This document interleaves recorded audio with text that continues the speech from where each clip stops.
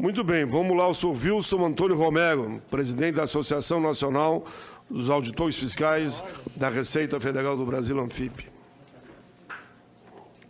Senador Paulo Paim, nobres senadores, ministro Zé Pimentel, caro senador João Capiberibe e demais assistentes dessa TV Senado, nesse debate fundamental para a cidadania, nós queremos trazer a nossa contribuição.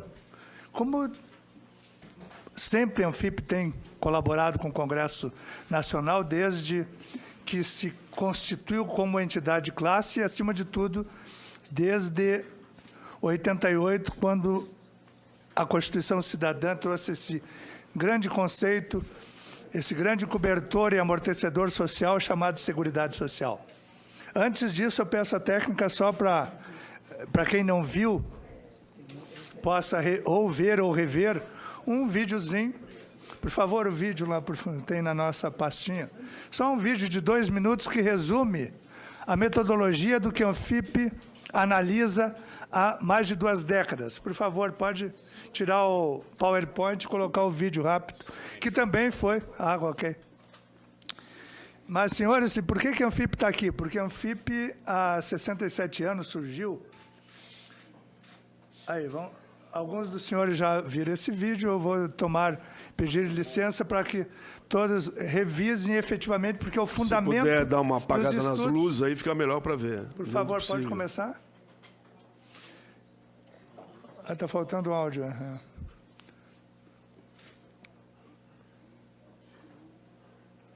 Vamos tentar. Mas, de qualquer forma, esse vídeo foi disponibilizado para a Frente Parlamentar em Defesa da Previdência, coordenada pelo nobre senador Paulo Renato Paim e pelo deputado Arnaldo Faria de Sá.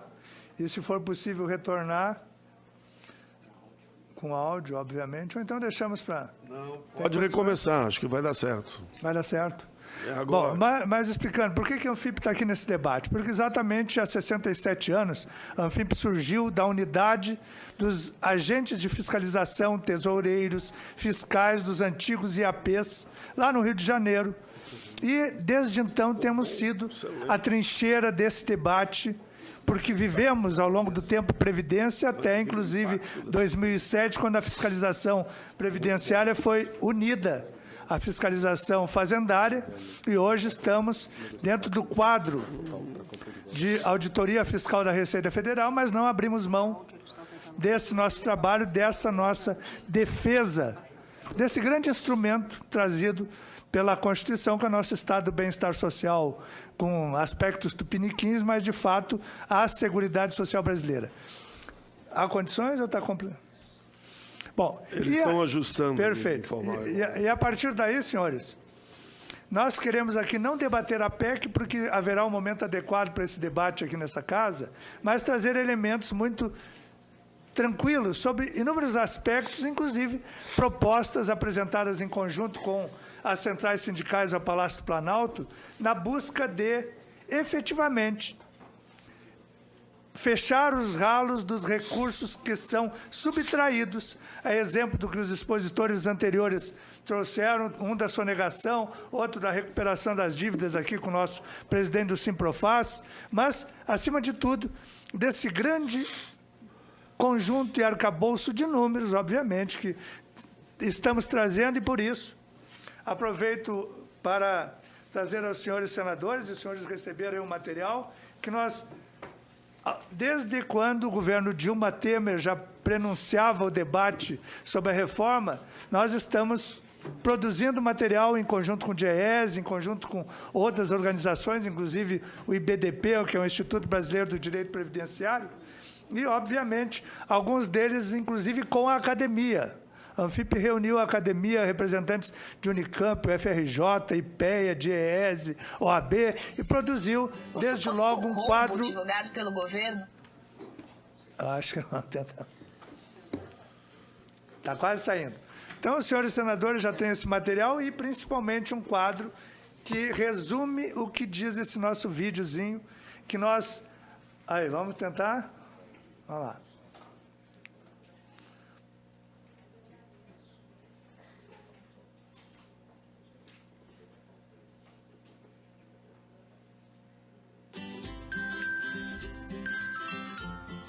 Os últimos governos tentaram pôr as mãos na nossa aposentadoria. Agora, querem aprovar uma reforma que aumenta para 65 anos a idade mínima para a aposentadoria de todos os trabalhadores. Para tentar justificar esse grande retrocesso, divulgam uma série de mentiras. Dizem que a Previdência dá prejuízo e que a reforma seria necessária para garantir a aposentadoria das próximas gerações. Você já ouviu tudo isso, não é? Veja agora quais são as mentiras por trás dessa história.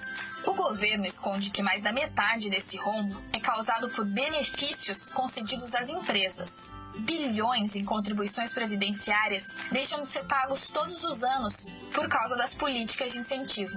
A segunda grande mentira é incluir apenas as contribuições dos trabalhadores e das empresas nas contas da Previdência Social. Na verdade, Previdência, Assistência Social e Saúde fazem parte da Seguridade Social. Esse sistema conta com diversas fontes de financiamento, previstas no artigo 195 da Constituição Federal.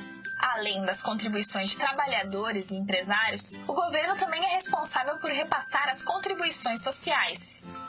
O suposto rombo divulgado pelo governo se transforma em superávit quando somamos todas as fontes de financiamento. O problema é que o governo descumpre a Constituição desde os anos 90. Receitas que deveriam ser destinadas à Seguridade Social são desviadas para o pagamento da dívida pública, com mecanismos como a desvinculação de receitas da União. Querem tirar direitos de milhões de trabalhadores para continuar alimentando uma dívida questionável, que enriquece apenas alguns empresários, banqueiros e investidores. Não dá para aceitar uma proposta baseada em mentiras. Compartilhe esse vídeo e ajude a desmascarar a farsa do rombo. Diga não à retirada de direitos.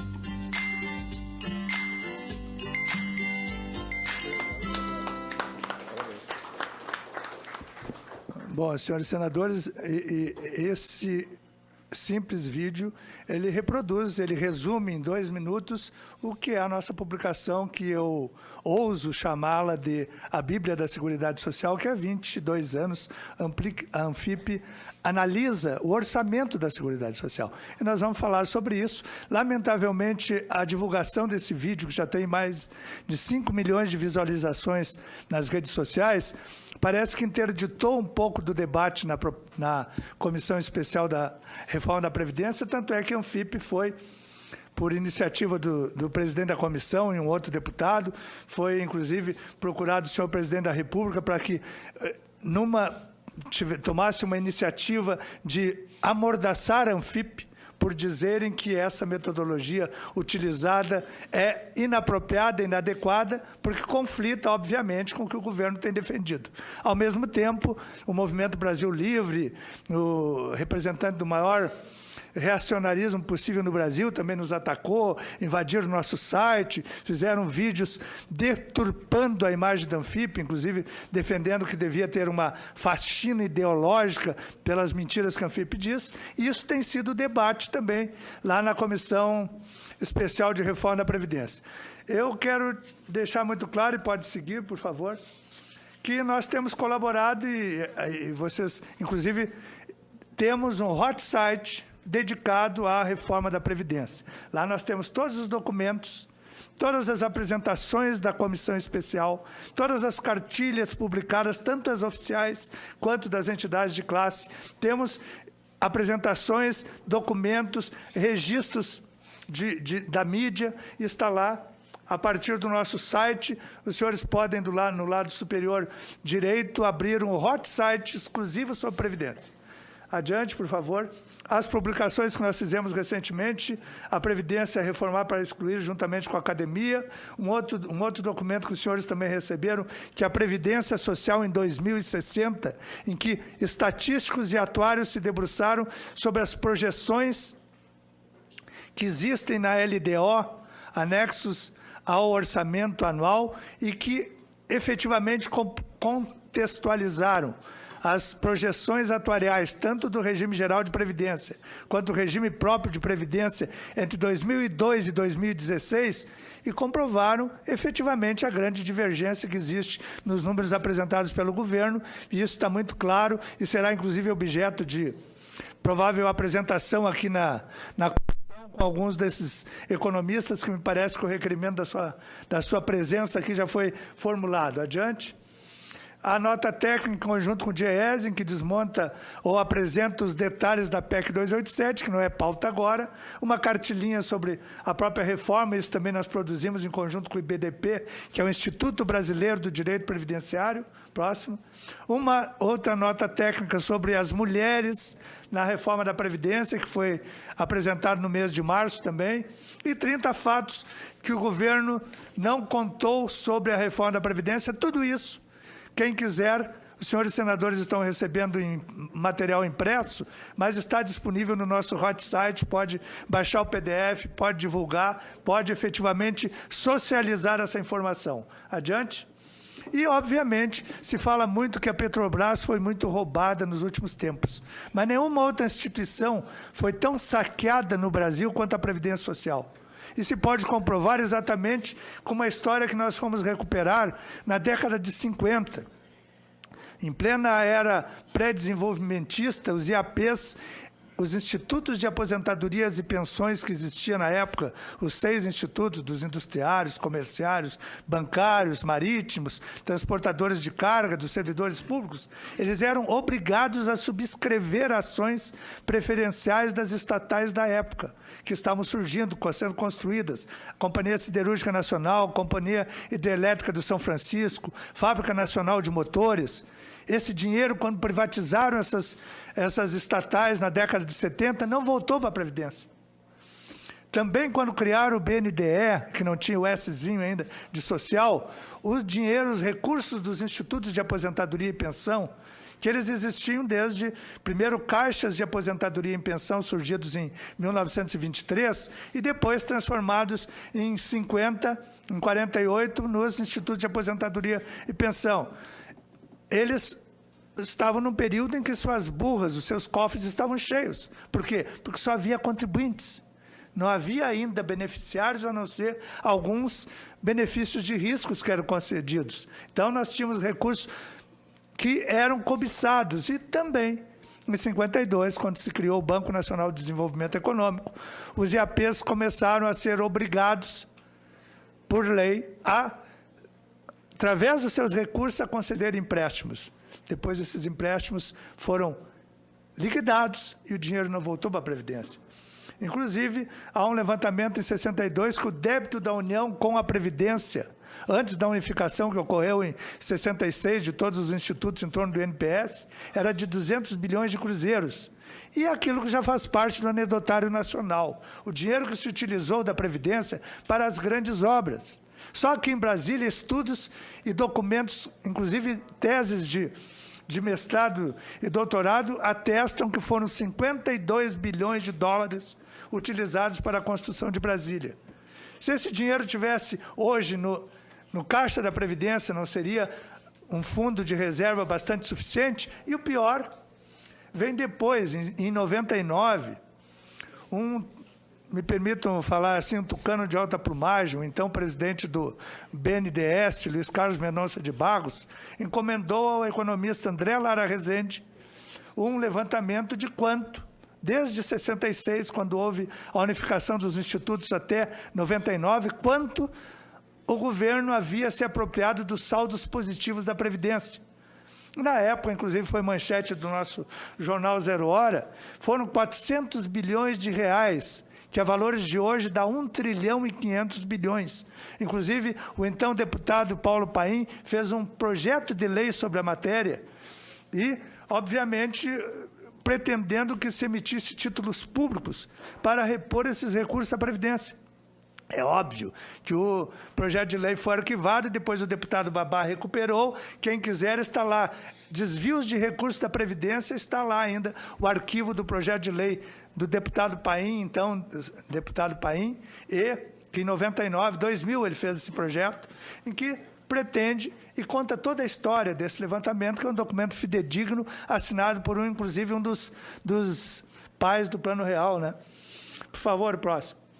Então, senhores, é uma enormidade de recursos saqueados ao longo do tempo da Previdência Social. E aí nós entramos no que diz a Carta Magna brasileira. O Brasil tem 3 orçamentos. Tem um orçamento fiscal, tem um orçamento de investimentos e tem um orçamento da Seguridade Social. E a partir desse ingrediente, ou desse mandamento constitucional, é que a Anfip, há mais de 20 anos, faz essa análise, cotejando o quê? As receitas da Seguridade Social, ou aquilo que é destinado para tanto, e, obviamente, o conjunto dos programas sociais atendidos no tripé saúde, assistência e previdência. Seguinte. E aí está, a Seguridade Social está consignada entre os artigos 194 a 204 da Constituição, no título da ordem social, e tem um elenco de fontes de financiamento. Não só, e está muito claro lá no artigo 195 o que a financia, é toda a sociedade, com recursos dos orçamentos de todos os entes federados, mas, acima de tudo, das contribuições sociais do empregador, sobre folha dos empregados, sobre folha de salários, mas da empresa, sobre receita de faturamento, sobre o lucro líquido, sobre a receita das loterias. O seguinte, enquanto isso, é bom notar que o governo atual dá uma pedalada na Constituição, ao misturar previdência do regime próprio de previdência com Seguridade Social. Isso é muito claro, porque a previdência dos servidores públicos está em outro capítulo da Constituição. Temos que pagar essa conta, temos que pagar, mas não são recursos da Seguridade. Está muito claro aí. O artigo 40 diz que o que mantém o regime próprio dos servidores públicos civis? É a contribuição do respectivo ente público e dos servidores ativos, inativos e pensionistas. Não é? Se tivesse que ser da Seguridade, estaria lá no capítulo da Seguridade e consignado que os recursos da Seguridade Social é que mantém esse conjunto de, digamos assim, destinações de despesas ordinárias voltado ao pagamento das aposentadorias dos servidores. Da mesma forma, por favor, os servidores militares também está no capítulo da organização do Estado na administração pública. Para adiante. As Forças Armadas, da mesma forma. Adiante. E a Previdência Social, nós sabemos, esse é o conceito que também está na Constituição, extremamente abrangente, o mais barato e mais amplo seguro destinado à sociedade brasileira. Um programa que tem tirado, nos últimos 15 anos, quase 30 milhões de brasileiros debaixo da linha da miséria.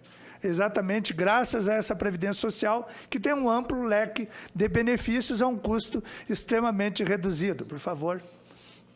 A estrutura da nossa Seguridade Social.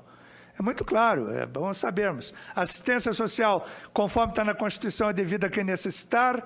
A saúde, por ironia, está lá dito na Constituição que é dever do Estado e direito de todos. Nós sabemos que, apesar de ter recursos, nós temos efetivamente alguns problemas gerenciais que encaminham para uma miséria na nossa, com gente morrendo, né, da nossa saúde pública, com gente morrendo sem atendimento, ou nas emergências Brasil afora, e a Previdência, que desde a emenda constitucional número 20 é contributiva.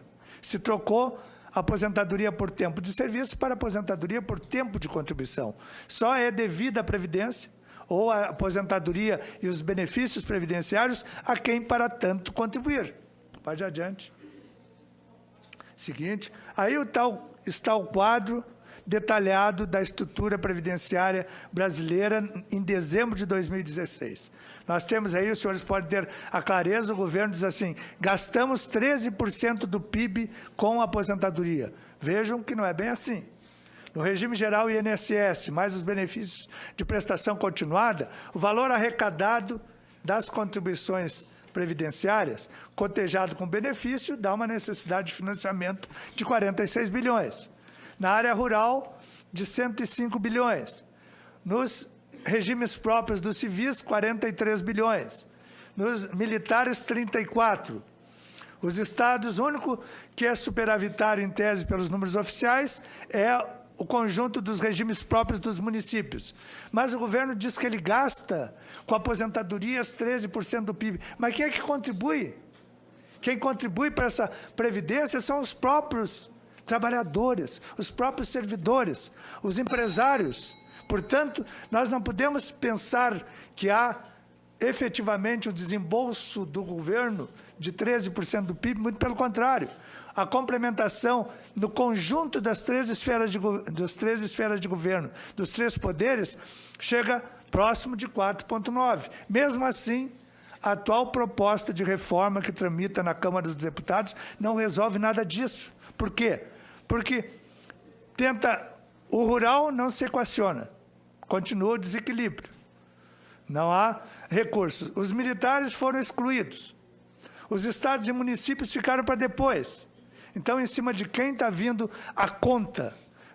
Dos servidores públicos civis da União, em especial, e também dos benefícios de prestação continuada, que são os benefícios assistenciais, e o próprio trabalhador do regime geral de previdência. Portanto, nós estamos fazendo, me parece, uma meia sola de reforma, mas, ao mesmo tempo, deixando para lá questões extremamente fundamentais que também têm que ser equacionadas. Pode ir adiante?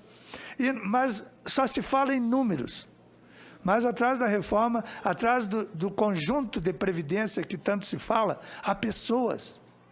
Nós temos que pensar que não só as economias dos municípios são beneficiadas com o movimento previdenciário, mas cerca de 112 milhões de brasileiros são atingidos ou alcançados, tanto contribuindo quanto já como beneficiários, por essa Previdência Social. Então, não se pode ser temerário, não se pode ser, digamos assim, extremamente ineficaz ou eficaz no tentar mudar a partir dos números orçamentários, mas pensar que por trás, e por isso tem havido a pressão, por trás desses números há pessoas.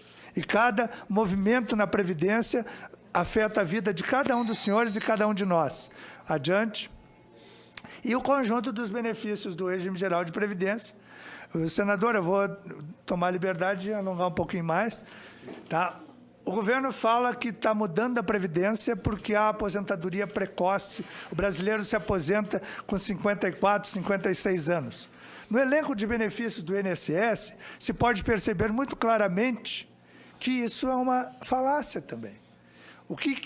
A aposentadoria por idade é precoce? Não, ela tem uma idade mínima. Vai querer aposentadoria precoce no benefício de risco da invalidez? Lógico que não. Na pensão por morte, risível. No auxílio-doença, não. Onde há e pode ter um trabalhador que logrou a sorte de, mulher, durante 30 anos ter carteira registrada, e um cidadão do sexo masculino, durante 35 anos ter carteira registrada, é na aposentadoria por tempo de contribuição. Não chega a 20% do número ou do elenco dos 33 milhões hoje de benefícios mantidos pela Previdência. Então, se quer fazer uma barafunda toda para atingir efetivamente menos de 20% do elenco de atuais beneficiários do regime de Previdência. Próximo. Adiante, por favor. E só passando rapidamente, as contribuições que mantém a nossa Seguridade Social sobre o elenco da contribuição, a chamada contribuição sobre a folha, não é somente aquele descontado do trabalhador. Além disso, nós temos o que paga o empregador, mas também o trabalhador avulso, o contribuinte individual, o microempresário individual, o segurado especial, o produtor rural, pessoa física, o empregador e o empregado doméstico. Todo esse conjunto de arrecadações são o que se denominou contribuição sobre a folha. Além disso, outras contribuições mantêm a Seguridade Social. Adiante. Pode adiante. Aí, a contribuição social sobre o lucro líquido, ela foi criada em 1988 e ela está lá no artigo 1º da lei que a criou, que ela é destinada ao financiamento da Seguridade. Isso não mudou. Isso não foi alterado.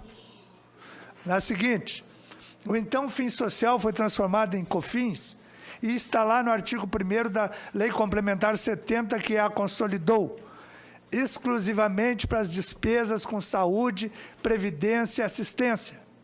Isso não mudou ainda. Querem mudar, querem efetivamente não destinar mais para a Seguridade? Mudem essa lei. Mas está lá. Adiante.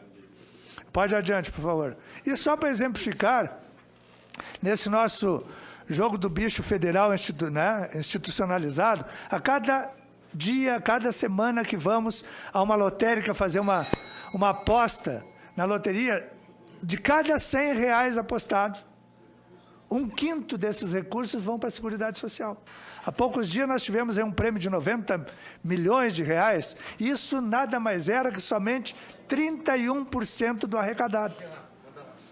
O sortudo, e obviamente que nós queremos ser um dia um sortudo ganhador, ele sofre uma das mais altas cargas tributárias. Quase 69% dos recursos arrecadados, apostados, vão para o destino dos órgãos públicos, ou o Fundo Nacional de Cultura, ou o FIES, o próprio Imposto de Renda, mas, com certeza, 20% excetuado no jogo da loteria, da loteca, em que há uma destinação para os clubes de futebol e o percentual para Seguridade baixa para 7,5%. Portanto, senhores, é um manancial de recursos gerados a cada semana para manter esse tripé de saúde, previdência e assistência. Adiante. Senador, me permite só rapidamente. E aí um resumo da análise da Seguridade Social, por favor. Adiante, por favor. Em 2015, a Receita Previdenciária Líquida, COFINS, Contribuição Social sobre o Lucro, PIS/PASEP, o concurso de prognósticos, o conjunto das fontes de financiamento da Seguridade resultaram em arrecadação de 694 bilhões. E, adiante, por favor, foram destinados esses recursos para o conjunto dos programas sociais, que aí estão tanto os benefícios previdenciários urbanos, rurais, as compensações dos regimes próprios, que nada mais é do que o servidor público que se aposentou, averbando tempo de contribuição do regime geral, ele tem que haver um encontro de contas entre o regime próprio e o regime geral. Os benefícios assistenciais da LOAS, regime, renda mensal vitalícia, as despesas dos ministérios, mas também as despesas do FAT, Fundo de Amparo ao Trabalhador, o seguro-desemprego, o abono anual, o rendimento do PIS estão aí incluídos como programas sociais mantidos pela Seguridade e o Bolsa Famílias, quase 15 milhões de famílias que recebem religiosamente o seu benefício a cada mês, também estão no conjunto dos programas mantidos pela Seguridade Social. Então, não pode se mexer simplesmente de forma, digamos assim, atabalhoada, sem pensar aonde estamos atingindo no cidadão, que terá a repercussão muito forte ao modificar essa estrutura de financiamento e, acima de tudo, a Seguridade como um todo. Por favor. E pelos nossos levantamentos, e isso está no nosso livro, e no panfleto que distribuímos, nos últimos 5 anos, uma sequência de superávites. Se pensarmos em 2012, 2013, 2014, 2015, são 220 bilhões de reais. Dinheiro que sobrou do orçamento da Seguridade Social. Adiante. Entendemos, e a Anfip não é contra a reforma, há necessidade de ajustes decorrentes da adequação da evolução demográfica, mas permanecemos, e isso fica muito claro, como já começaram os debates aqui nessa casa, com elevadas renúncias, com a desoneração da folha sem contrapartidas, com a conjuntura econômica, obviamente, extremamente adversa para propor qualquer reforma na área social, com o subsistema rural que permanece com seu desequilíbrio de cerca de 100 bilhões, com deficiência na estrutura da fiscalização e, obviamente, apesar de ter que pressionar aqui o Simprofaz, com uma lerdeza na recuperação dos créditos da dívida ativa. E só encaminhando a conclusão, senador, 5 propostas que juntamente com essa... Pode ir adiante. Pode ir mais um pouco. Adiante. Só antes disso. Há um sincericídio, o senhor sabe que é sincericídio, né? É, de fato, o apunhalamento da própria verdade. O governo federal publica no seu site oficial, no Ministério da Fazenda, pode procurar lá agora. Está ali, site, pode ir adiante. Na parte inferior do site tem lá um perguntão, que é, obviamente, digamos assim, a forma corriqueira que tanto na Fazenda quanto na Receita Federal se esclarece determinadas matérias através dos perguntões. E lá tem perguntas e respostas sobre a reforma da Previdência. Adiante. E tem uma das perguntas, e quem clicar ali abre um PDF. A 6ª pergunta, por favor, pode ir adiante. Diz assim: de onde vêm os recursos da Previdência? Adiante. E fica muito claro que o próprio governo desmente o rombo. Ele diz de onde vêm os recursos da Previdência.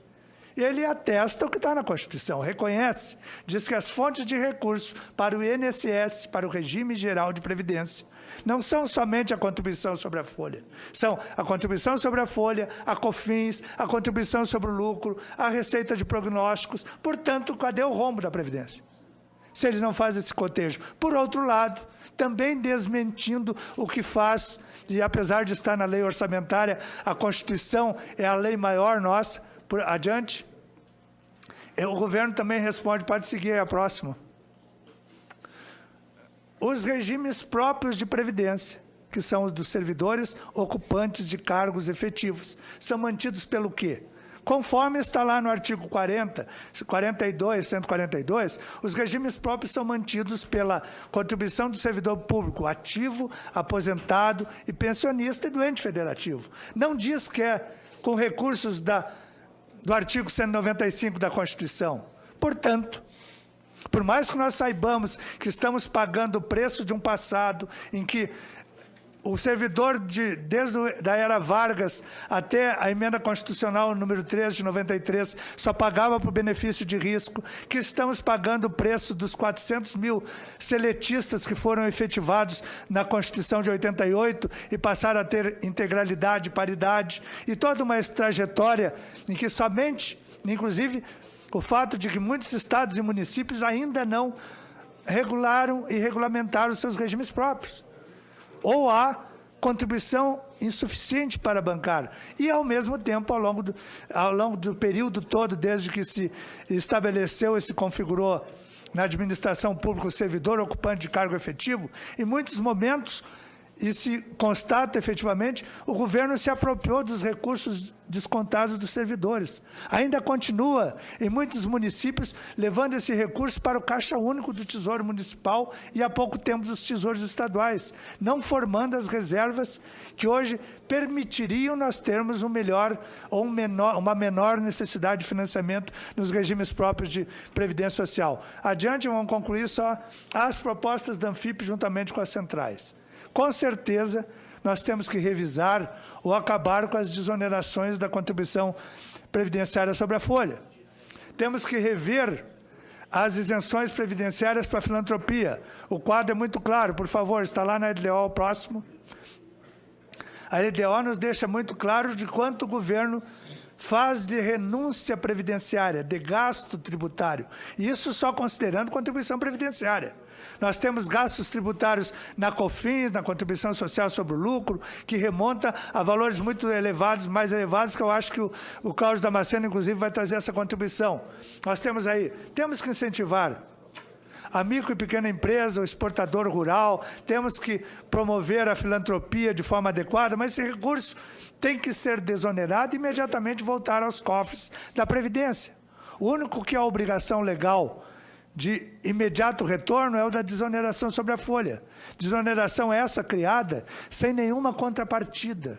Se criou a desoneração que até pouco tempo atingia 53 setores da economia, mas esses empresários não eram obrigados a manter os seus empregados, a atingir metas de registro em carteira. Logo que começou a crise, os primeiros setores a desempregar foram o têxtil, o coreano calçadista, que foram alguns dos primeiros a serem desonerados. Portanto, senhores, nós devemos continuar incentivando os setores da economia, mas não com o dinheiro sagrado do aposentado e pensionista. Adiante, disseram assim, olha, essas propostas são todas irrelevantes. O ministro Pimentel sabe muito bem o quanto se luta para desimobilizar a Previdência Social. Por favor, a Previdência talvez seja uma das maiores imobiliárias do país. Tem 5.600 imóveis, sendo que 3.400 deles irregulares ainda, e que consomem 20 milhões ao ano em manutenção e condomínio. É pouca coisa? Não, é ralo. Quanto se paga de benefício de prestação continuada com esse recurso que se esvai tendo esses imóveis irregulares? Adiante, temos, e a Anfip apresentou uma proposta, e está lá. Por que estão utilizando e retirando recursos da Seguridade Social através da DRU? Quando é que surgiu essa famigerada DRU? Surgiu lá no Plano Real, com o governo Itamar Franco, que pretendia, durante 2 anos, desvincular, porque havia muitos recursos das contribuições sociais que foram criadas para que não houvesse repartição com estados e municípios, e sobrava muito dinheiro. E o governo dizia, vamos desvincular 20% para destinar para outras coisas, para gerar superávit primário, para pagar, por exemplo, a já crescente dívida pública. Depois o governo Fernando Henrique resolveu mantê-lo. Mudou a alcunha do Fundo Social de Emergência, que logo se viu que não tinha nada de social, muito menos de emergência, e virou o Fundo de Estabilização Fiscal. E hoje é a famigerada DRU. E essa DRU, por favor, próximo slide. Presidente, senhor presidente, pela ordem. Senhor presidente, o senhor Wilson está falando coisas importantes, mas já estourou o tempo em bastante tempo aqui. Hoje tem várias perguntas da relatoria e dos demais parlamentares a serem feitas, para serem respondidas. E nós temos ainda que ouvir o Sindifisco.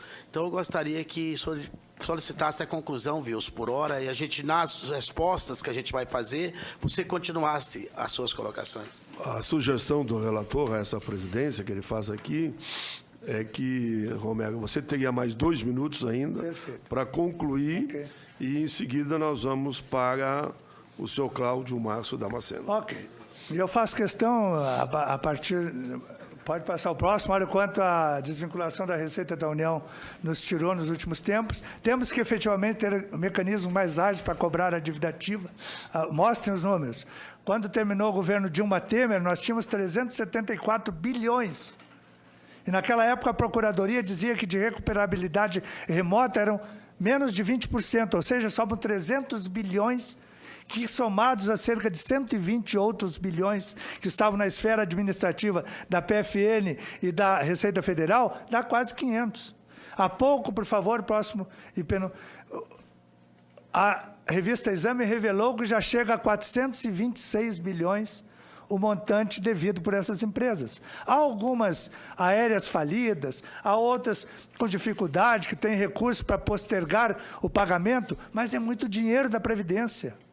Nós temos dinheiro suficiente para garantir no mínimo 2 ou 3 anos dessa necessidade de financiamento que o governo fala. Adiante, para concluir, melhoria na fiscalização da Previdência. Isso é evidente. Nós clamamos por isso. Quando, em 2007, foi unificada, só concluindo já, a Receita Previdenciária com a Receita Federal, tem mais 1 minuto. Havia 4.180 auditores fiscais da Previdência Social. Hoje, no trabalho todo, que vai do atendimento no plantão até as delegacias de julgamento, nós temos somente cerca de 900 auditores dedicados a esse trabalho. É óbvio que foi deixado em segundo plano o trabalho de combate à sonegação previdenciária. Por mais que tenham mudado o método, deixaram os fiscais de previdência antigos pararam de combater a inadimplência com o advento da GFIP, mas o combate à sonegação permaneceu. Mudaram os métodos de trabalho, focou somente na efetiva combate à sonegação. Então, essas são as propostas. E eu quero trazer um documento que eu vou passar ao senhor relator, de um atestado trazido pelos operadores do direito previdenciário. O Instituto Brasileiro do Direito Previdenciário emitiu uma nota técnica atestando a constitucionalidade da metodologia trazida pela Anfip, e eu faço questão de trazer um exemplar ao senhor presidente e ao senhor relator, e isso ficará depois nos autos. Ao mesmo tempo, o documento que está lá no site do Ministério da Fazenda, em que o governo reconhece que a origem dos recursos para a Previdência, para o regime geral e o regime próprio, também são outras, eu concluo dizendo que, como nas redes sociais poderiam, daqui a pouco, mudar ou tirar do ar essa matéria, ou suprimir, ou mudar o texto, nós fizemos questão de levar a um tabelionato e fazer um registro, uma ata notarial, para que, se o governo suprimisse isso do seu site ou mudasse das redes sociais, nós teríamos o atestado desse sincericídio. Muito obrigado, desculpe ter passado o horário. Bem, Wilson Antônio Romero, presidente da Anfip. Parabéns pelo seu pronunciamento.